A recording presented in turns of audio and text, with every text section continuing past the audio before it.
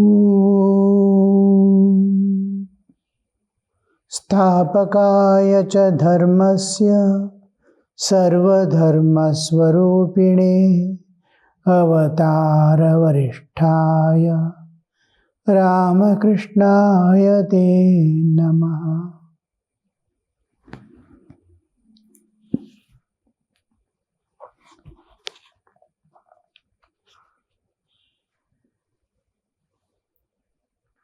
Sri Ramakrishna is continuing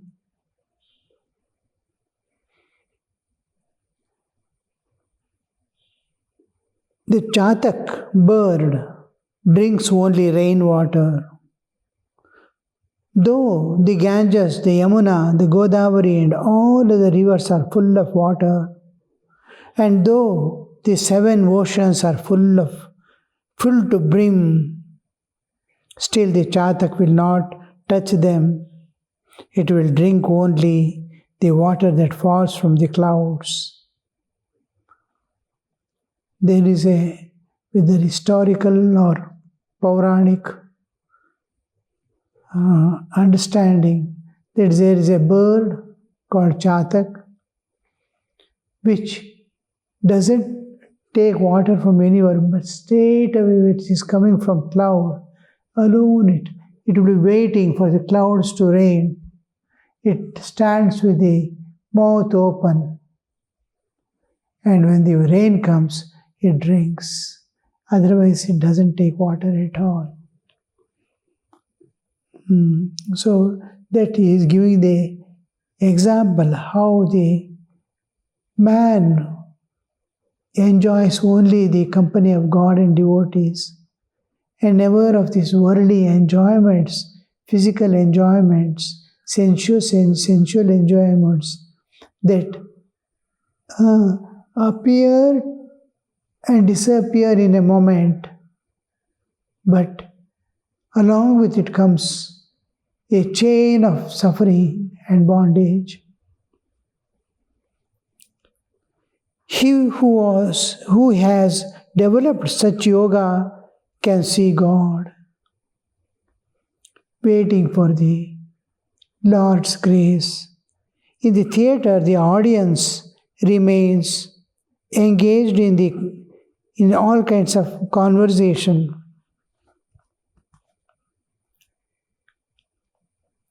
Shriram, I will read again that line. He who has developed such yoga can see God. Because the previous question is, sir, how can one see God? And Sri Ramakrishna is referring, his gaze did not wander, Chaitanya Mahaprabhu's. It only one goal, and that was God. This is the meaning of yoga. Chatak bird is giving the exam after that. So he who has developed such yoga can see God. In the theater, the audience remains engaged in all kinds of conversation about home, office and school. They have come to a program in a theater on holy atmosphere to present spiritual ideals and God's Leela. It has been made, and people have come to see that. Suppose Chaitanya Mahaprabhu, it may be Rama's story or Krishna's story or anything. But such a thing is going on in the theater, but these people are sitting and talking about the worldly things. Sri Ramakrishna is bringing that attention till the curtain goes up, but no sooner does it go up than all conversations comes to stop and people watch the play with fixed attention. If after a long while someone utters a word or two, it's about the play. After a drunkard has drunk his liquor, he talks only about the joy of drunkenness. Whatever one enjoys he presents that. Now, Sri Ramakrishna is aiming under what condition does a man enjoy God, and how he will be able to see and realize God.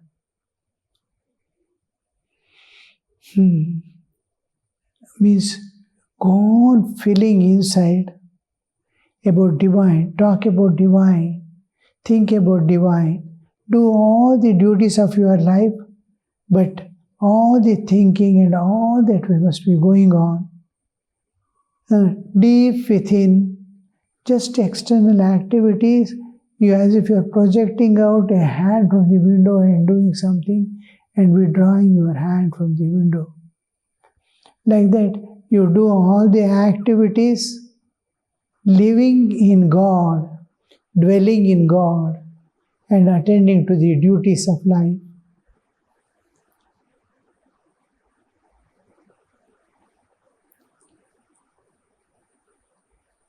He who has developed such yoga can see God. After a drunkard has drunk his liquor, he talks only about the joy of drunkardness. Nitya Gopal was seated in front of Sri Ramakrishna. He was always in ecstasy. See, ecstasy means he forgets his bodily existence in thought of God. He sat there in silence, Master to Nitya Gopal, smiling. Gopal, why are you always silent? Nitya Gopal asked like a child, I do not know. I do not know. Master, I understand why you don't say anything. Perhaps you are afraid of committing a transgression. You are right. Jaya and Vijaya were gatekeepers of Narayana for Narayana. They refused Sanaka, Sanatana and other rishis admission into his palace. For this transgression, Jaya and Vijaya had to be born 3 times on earth. Transgression. Transgression means, now I am thinking of God. Transgress. I am doing japa. Transgress. A deviation from the path you are walking, or where you are not supposed to enter, they are entering. Transgression. Now if fencing is put, you try to enter into the fencing by pulling out the fencing or something. You are transgressing. Usually it refers to the laws.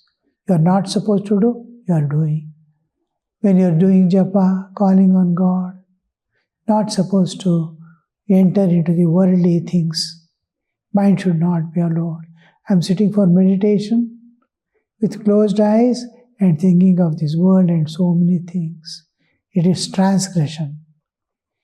When I am sitting for meditation, I am supposed to meditate. When I am sitting for worship, I must be committed to it. That I should never.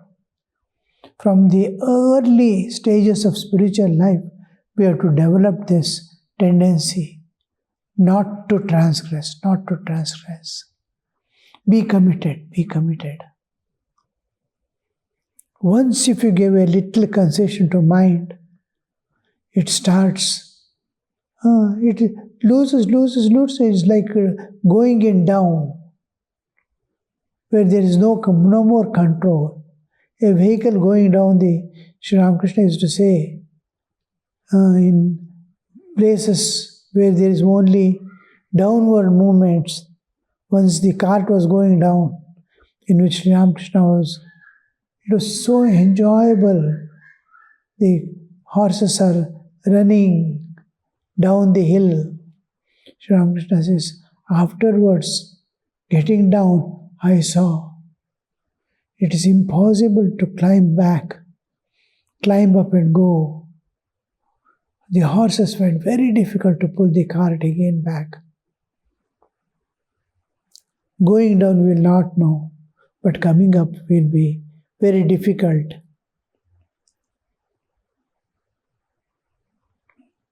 So we should never allow the mind again and again check. I am sitting for meditation. Am I clearly visualizing the form of my Ishta Devata? Our mind is wandering here and there. It must be immediately brought under control. So many methods, one or the other, we have to adopt to see that it returns to its home and start doing its what is expected of it to do, nothing more. Again, there is the instance of Sridhama. He was Virja's gatekeeper, a woman companion of Krishna. Virja's gatekeeper. In Goloka, Sri Krishna was in Virja's house. Radhika went there to surprise Krishna and wanted to enter the house. Sridhama would not admit her, and so Radhika cursed him to be born as a demon on the earth. But Sridhama too cursed her. But there is one thing you should remember. See, when there is a Vak Shuddhi, the Vak, speech, in Sanskrit, speech is called Vak. When Vak is not used for anything except the truth, telling truth, not gossiping, wasting time in gossiping, abusing others, criticizing others, all these are not done. And it thinks and talks only about divine things. Then that Vak anywhere used, it will have effect. Suppose he blesses someone, may you attain purity, may you be blessed, may your life become smooth and beautiful. It happens because that mind and body and intellect and speech, it cannot utter anything that is false. It is accustomed to be in the world of divine. So it cannot utter. When something is uttered, even by mistake, it is truth. And it is going to be true. So in yoga, Patanjali Yoga Sutra and all, it is said that if anybody observes 12 years of truth, being truthful in speech, whatever they utter, these are all great people who can never utter a lie, criticize unnecessarily for anybody, or abuse, or misuse the Vak. The power of speech is not misused. And whatever, if they curse, it happens. It has to happen.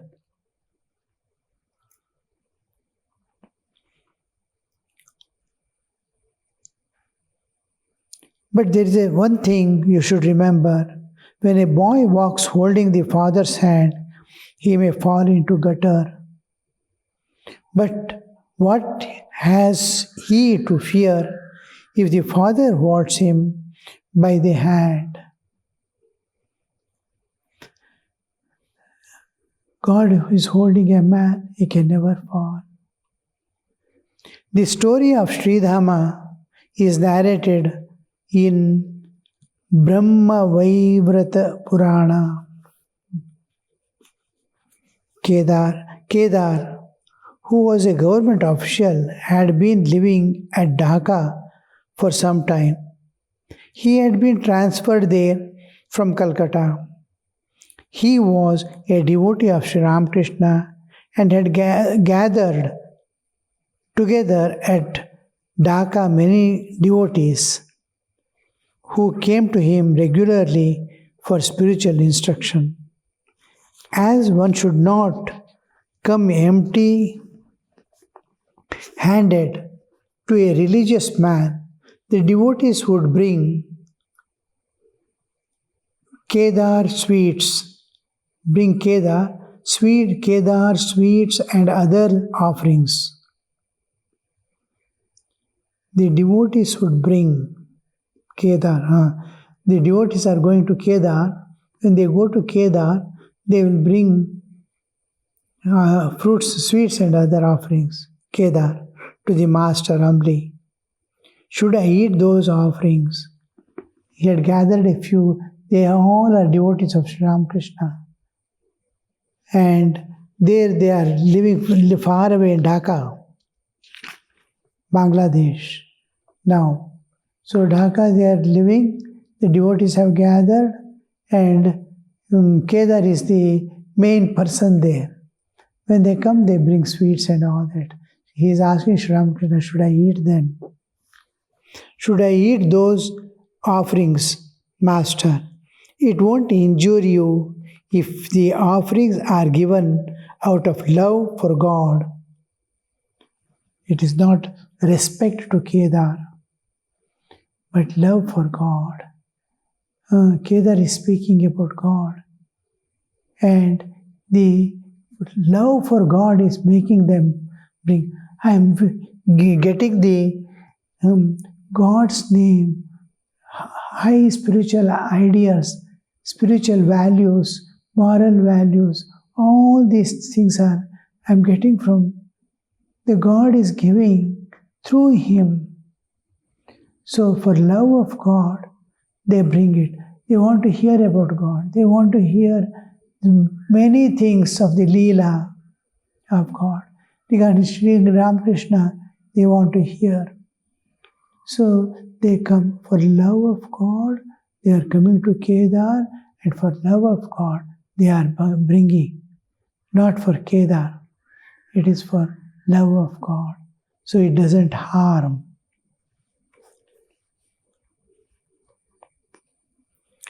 But they are harmful if they are given with selfish motive. If there is any selfish motive behind, I must be appreciated, I must be leading, others must appreciate me. Oh, every time he's bringing this and that. That seeking, if it is there of any type, then it will be one who is bringing should not have that motive, other motives. Kedar, I have experienced everything. I have explained everything to the devotees, and now I feel relieved. I have told them that He, Sri Ramakrishna, He who has given me His blessings knows all. Regarding Sri Ramakrishna. Master smiling. That's true. You see, people of all sorts come here.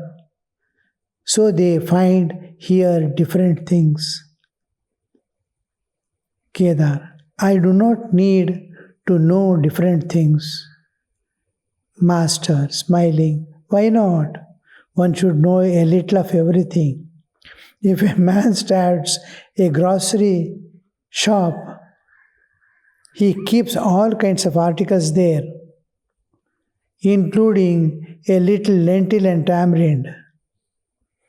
An expert musician knows how to play a little of all instruments. Sri Ramakrishna left the room and went towards the pine grove. How Sri Ramakrishna is telling you, see, the one thing is the goal to be reached. You will be walking towards the goal. A kind of monotony and the real grip on the path and the sadhana will be questioned now and then. Small things that are supporting it. Now devotees come. They come for exclusively worship, to see worship, to participate in bhajans, to listen to that, all that. Small things, their needs. Fan, putting the air. Even it looks like a breeze coming. A little comfortable way of sitting according to their needs. Some can sit below for a long time. Some cannot sit for a long time. The alternate ways of making them sit. These are small things that helps them to. Otherwise, in strained circumstances, like it doesn't matter. It's like tapasya, but still, the wholehearted hearing with a joyful mood will be there when everything is silence, purity, small fragrance coming, breeze coming. All these help there. It is very small things, but it is, we cannot say non-essential. It becomes a supporting factor.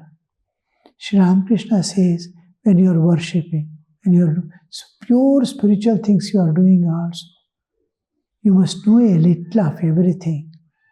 What? Because we are not alone in this world. We are with others. And even in conversation, we must be able to support our ideas with so many things. Now the music is going on, musician has come. The music, its song, its meaning, everything is an important thing. That is the what matters. Whole philosophy and spirituality, everything is centered around the song. But other things, accompaniments. Oh, that was so beautiful song. And the playing, it adds beauty. It adds beauty. It makes all the layers of our existence participate in it. Otherwise, intellect alone will be there. The senses are silently receiving. I want to know the meaning and utilize it. Intellect alone. Now, beautiful music is going on side.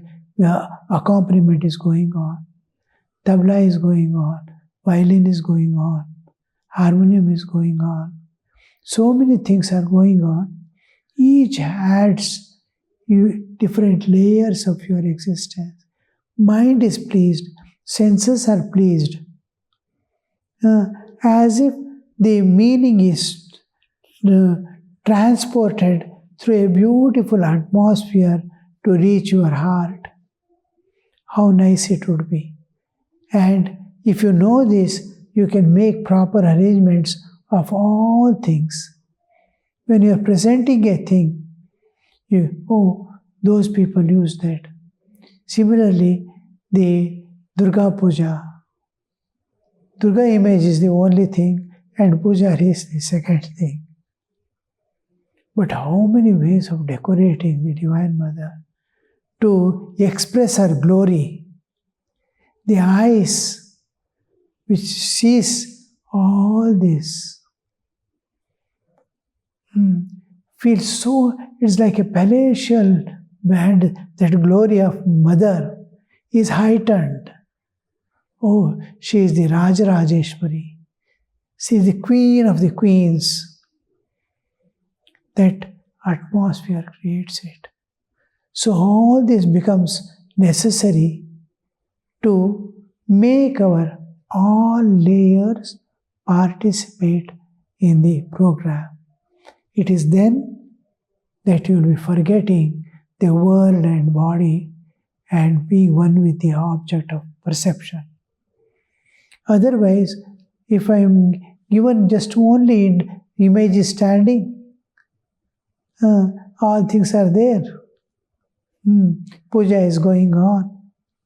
If there is no decoration, this, that, and all, the glory being expressed, if it is not there, what happens is mind will start running somewhere. Heart will start running somewhere. Each thing start taking its own course. All diversions. Here, all focusing. Focusing is done on the image. Focusing is done on the God you are worshipping. Because others are seized. Once they see that, it is fixed. Mind is that fragrance, the sound, some other sound is coming. It is not hearing. Everything is seized. What a beautiful atmosphere you see. So Sri Ramakrishna says, you must know a bit of everything. Ramakrishna left the room and went towards the pine grove. The devotees began to walk about in the garden. Several went to Panchavati. Sri Ramakrishna met them there and said, I have indigestion. I took a meal at Malik's. They are very worldly people. Sri Ramakrishna, pine grove means it is where they go to attend the nature's call. So he is telling, I had an indigestion and I had to go. I took a meal at Malik's. They are very worldly people. A few of the master's personal things lay scattered on the cement platform of Panchavati, and he asked Yam to bring them. He proceeded to his room, and the devotees followed. Om Shanti Shanti Shanti Hari Om Tat Sat Shri Ramakrishna Arpanamastu.